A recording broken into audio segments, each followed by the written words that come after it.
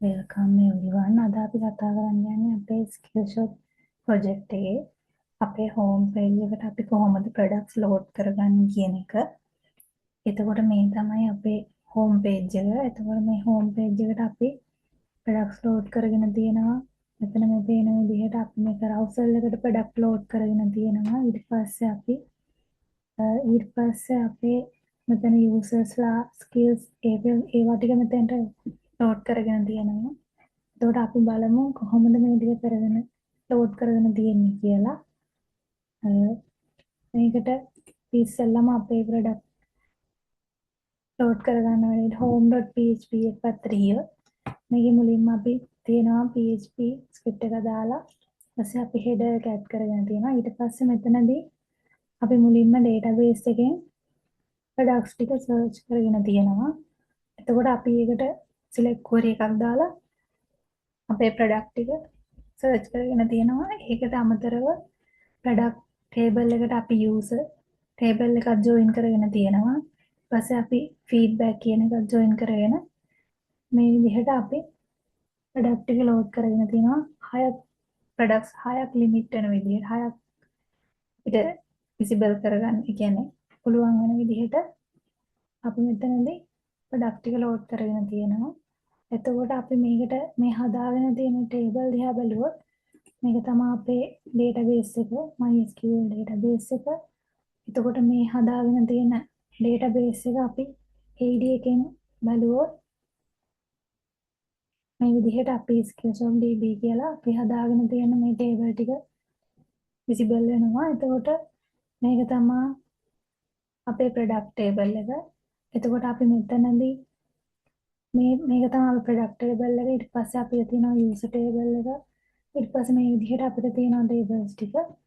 අපි මෙතනදී මේ ටේබල් වලින් තමයි මෙතනදී මේ data select කරලා අරගෙන තියෙන්නේ. අපි ඒ දාගෙන තියෙන data ටික.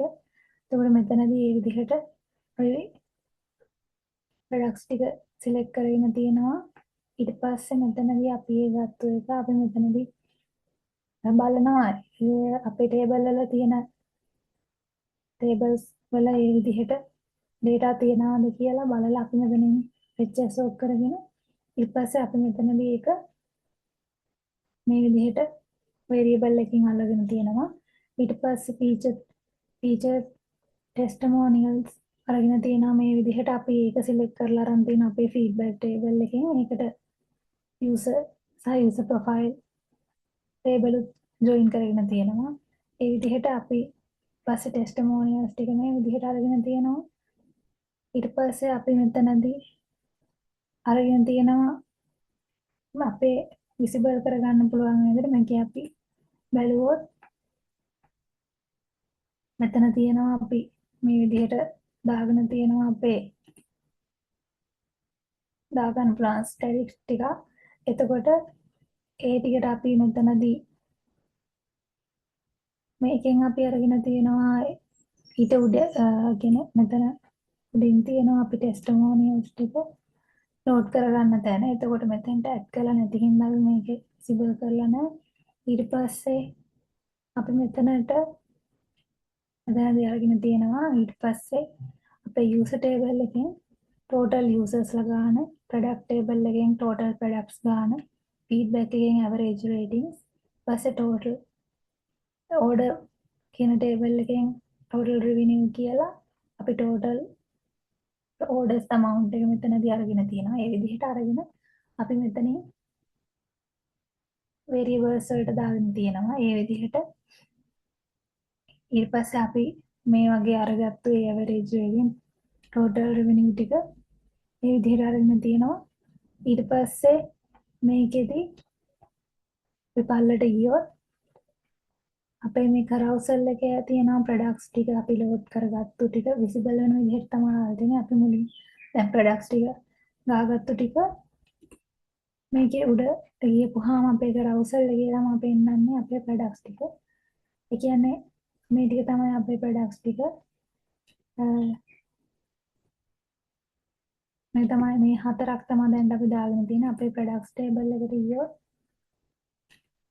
අපි මේ product table එකේ වෙනවද මේ ටික තමයි අපි දාගෙන තියෙන ඒ ස්කිල්ස් ටික මේ ටික ඒ ටික තමයි අපිට මෙතනදී විසිබල් කරලා පෙන්නන්නේ.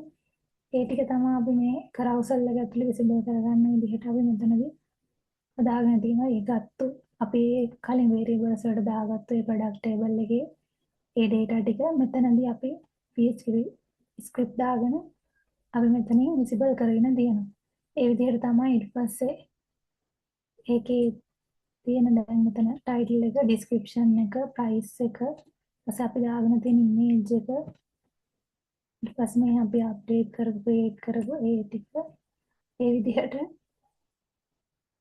මෙතනින් අපි ඒ ටික මේ තියෙන මේ විදිහට අපි දාගත්ත ටයිටල් එක, ඊපස්සේ ඩිස්ක්‍රිප්ෂන් එක, ප්‍රයිස් එක, රේටින් ඒ ටික මෙතනදී විසිබල් කරගෙන තියෙනවා. ඒ ටික තමයි අපි එතනට ලෝඩ් කරගෙන තියෙන්නේ. ඒ විදිහට ඊට පස්සේ ඒ ටික අපි විසිබල් කරගෙන තියෙනවා. ඊට පස්සේ අපි මෙතන ටෙස්ටිමෝනියල් සෙක්ෂන් එක දාගෙන තියෙනවා. ටෙස්ටිමෝනියල් ටික අරගෙන අපි ඒකත් ඒ යුසර්ට අදාළව එයාගේ අවටාර් එකත් එක්ක අපේ රේටින් එයා දීලා තියෙන රේටින් එක පෙන්වන්න පුළුවන් විදිහට එයාගේ මැසේජ් එකත් එක්ක විසිබල් කරගන්න. ඊට පස්සේ මෙතන පල්ලෙන් ඊට පස්සේ තව තියෙනවා අපි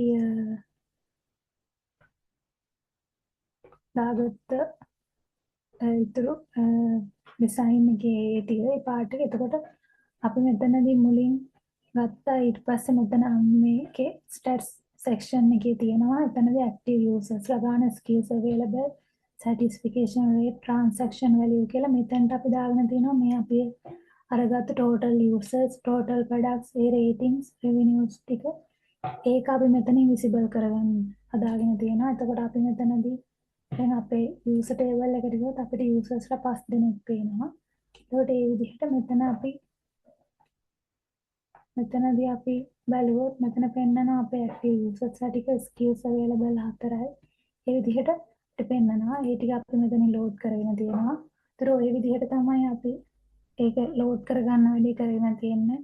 අපේ හෝම් එකට මේ ස්කිල් ෂොප් ප්‍රොජෙක්ට් එකේ. එතකොට ඒ විදිහට අපි ලෝඩ් කරගන්න විදිය කරලා තියෙනවා. එතකොට අද වීඩියෝ එකෙන් අපි කතා කරේ ප්‍රොඩක්ට් ටික ලෝඩ් කරගන්න විදිය.